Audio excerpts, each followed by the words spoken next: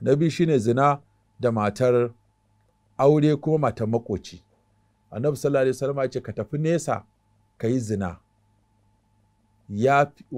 shi ya fi sauƙi da kai zina da matar makocinka, domin ninki 10 ake yi ta ɓangaren saɓo kenan, ba wai za a yi masa bulala 1000 ba ne, a'a, amma ta ɓangaren saɓo mutumin da ya zina da matar makocinsa zina 10 za a rubuta masa, saboda a cin amana da keta alfarman makoci da kuma amincewa watakila ya maka ya ja ka kusa har kuka saba da matarsa kuma ka ci amanarsa.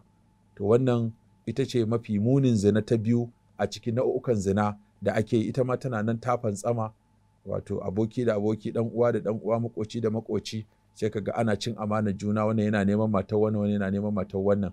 Wannan abin shi ma ya fantsama, ya zama ruwan dire.